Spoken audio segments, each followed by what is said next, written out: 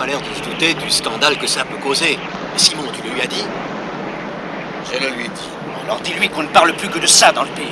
Surtout des pharisiens, je suppose. Ils connaissent la loi. Les collecteurs d'impôts n'ont pas le droit d'entrer dans une synagogue, et quiconque les fréquente est aussi souillé qu'ils le sont. Oui, toujours selon les pharisiens. Mais c'est vrai. Oui, c'est leur conclusion. Simon va le lui dire. Je le lui ai déjà dit. Que voulez-vous de plus? J'ai dit Matthieu est mon ennemi juré, et je hais Matthieu. Mais tout ce que Jésus a répondu, c'est raison de plus pour te joindre à nous.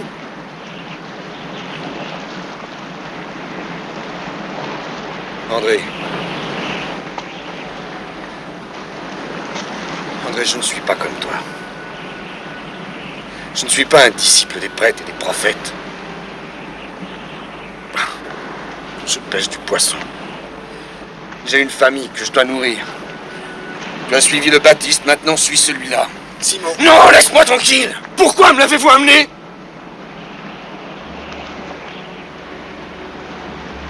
Moi, ma vie est ici.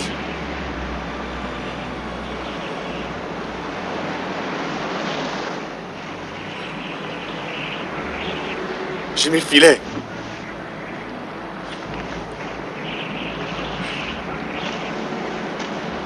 Mon bateau. Suivez-le! Allez! Mais laissez-moi! Insistons pas. On ne peut rien lui dire quand il est comme ça. Allons, viens, Philippe.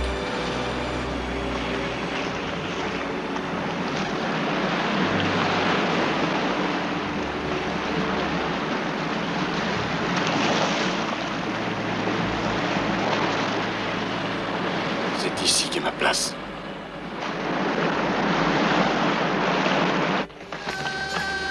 Maître! C'est un scandale que tu t'assailles à leur table. Ne sais-tu pas qui ils sont? Nous avons toujours vécu honorablement, fait des sacrifices pour respecter la loi. Ce sont des voleurs, des gens de mauvaise vie, des usuriers, des gens violents et impies. Et tu veux t'asseoir au milieu de ces gens qui passent leur vie en orgie et en perversion. Je ne suis pas venu pour appeler à la repentance des justes, mais des pécheurs. Et ils peuvent entrer dans le royaume des cieux même avant vous. Écoute, maître, si tu vas dîner ce soir avec ces gens méprisables, ils te contamineront. Et toute la ville t'abandonnera. Jacques, mon fils, le cœur du Seigneur n'est que pardon. Il va dans l'antre du démon. Non, t'as trop bu déjà.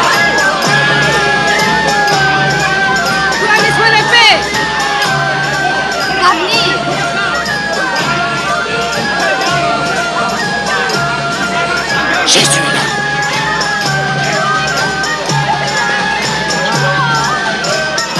Silence! La paix soit avec vous.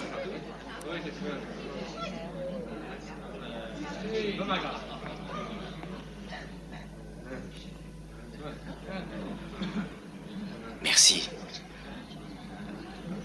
d'être venu dans ma demeure. Rabbi, tu es le bienvenu. Je t'en prie, Rabbi. Un siège pour le Rabbi.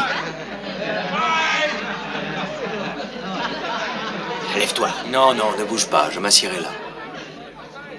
Du vin. Voilà mon frère Jacques. Il fait le même travail que moi. Rabbi, au nom de tous ici, je bois à ta santé.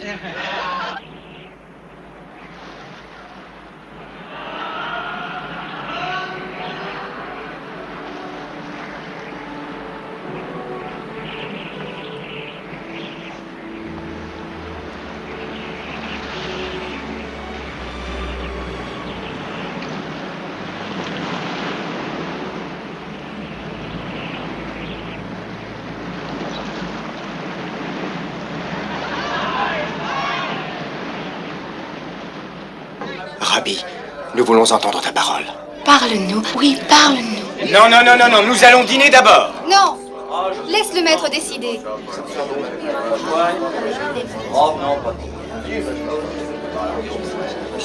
Moi, j'ai faim. Mangeons. Non, non. Attendez, j'ai une histoire à raconter. Asseyez-vous, asseyez-vous. Chut, chut, asseyez-vous et taisez-vous. Oui, oui, asseyez-vous.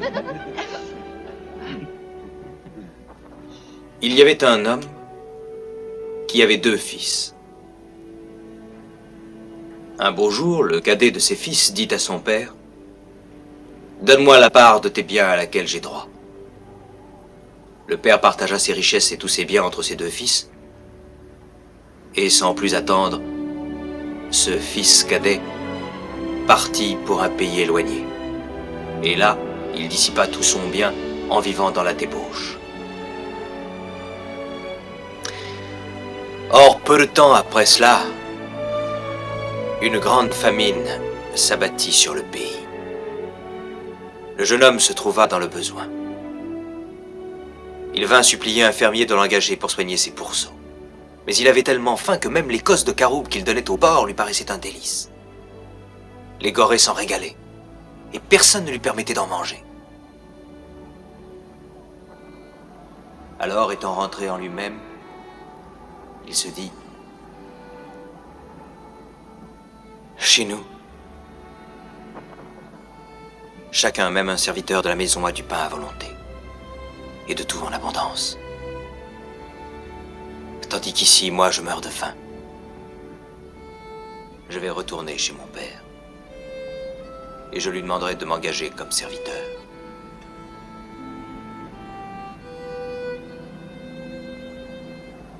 Et aussitôt, il se mit en route. Et comme il était encore à une bonne distance de sa maison, de loin son père le vit qui venait vers lui. Et il fut profondément ému de compassion. Il courut vers son fils, il le serra contre lui et l'embrassa. Le jeune homme dit: « Mon père, j'ai péché contre le ciel et contre toi. Je ne suis plus digne d'être appelé ton fils. » Mais son père fit venir ses serviteurs, et il leur dit: « Apportez vite la plus belle robe, et l'en revêtez. Mettez-lui un anneau au doigt et des souliers aux pieds. Tuez le veau gras, mangeons et réjouissons-nous. » Mon fils que voici était mort, et il est revenu à la vie.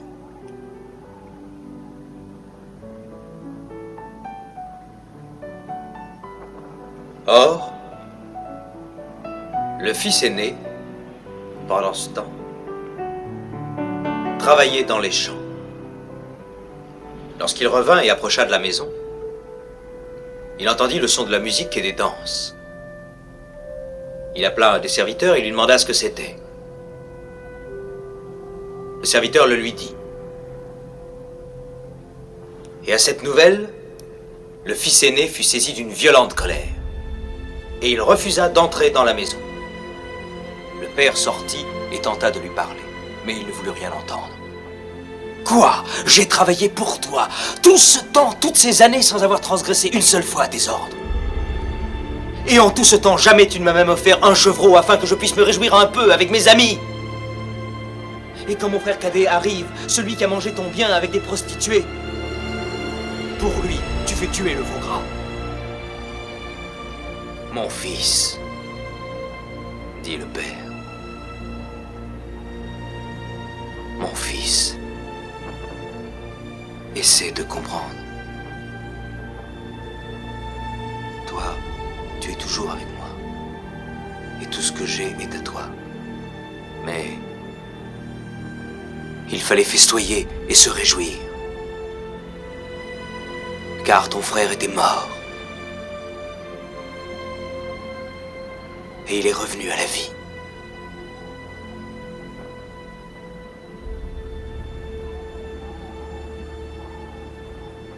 Il était perdu, et il est retrouvé.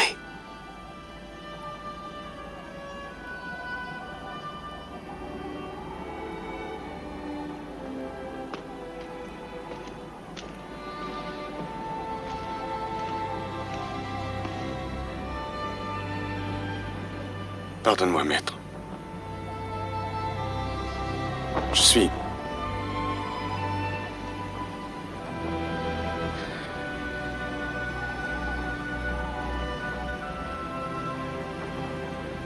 Je suis suis qu'un homme stupide.